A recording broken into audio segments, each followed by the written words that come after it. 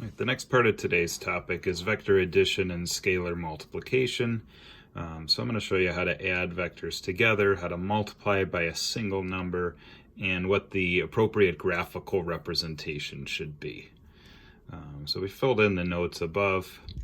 The notes basically say if I want to add two vectors together, say I want to add u plus v, I'm going to add their horizontal components, so that would be u sub 1 and v sub 1. I would add those numbers to make up the horizontal component of my combined vector, and then I would add up my vertical components, and that would make up the vertical component of the combined vector.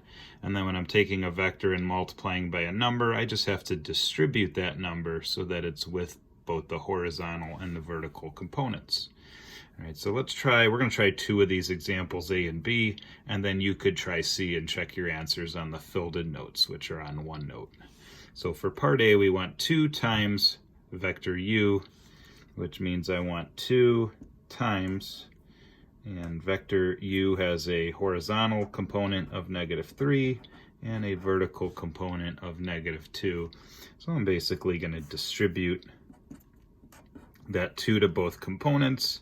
2 times -3 is -6, and 2 times -2 is -4. So 2u would equal -6 comma -4. Now let's see what that looks like on the graph. I'm just going to graph one vector u right now. So it's in component form. That means we're going to start at 0, 0, and horizontally I'm going to travel 3 spaces to the left. Vertically, I'm going to travel 2 spaces down. So let's go left, 1, 2, 3, down 1, 2, and this is where it's going to end. That's the terminal point. So right now I have vector u. And remember, I want 2 of these. So there's something called like a head to tail property when you add vectors.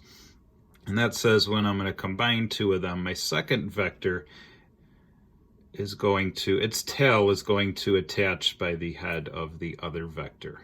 So we're basically going to go to the end here, and we're going to start graphing the second vector u. So I would go left 3 again and down 2, left 1, 2, 3, down 2.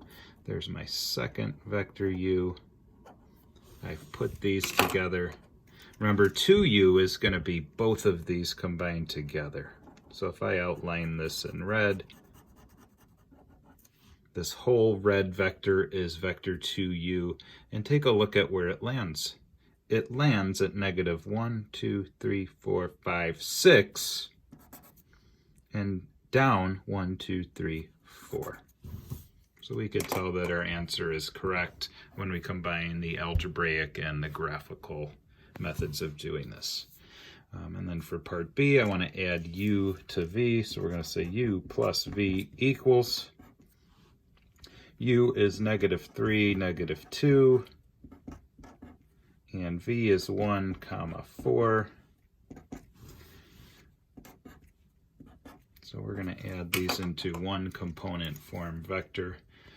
And like it's mentioned above in the notes, I want to take the horizontal components and add them up. -3 plus 1 is -2. And then I want to take the vertical components and add them up. -2 plus 4 is +2. So u plus v is going to have a component form of -2, 2. Now let's look at that graphically. We're going to graph vector u. Again, component form, so we start at 0, 0.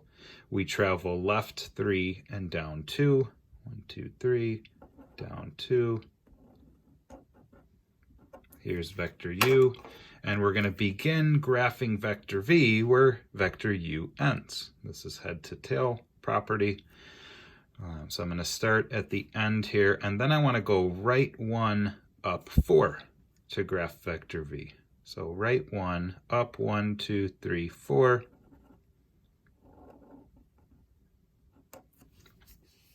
And there's vector v.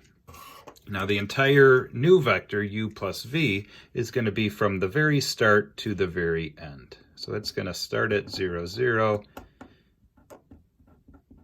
and it's going to stop where we ended right here.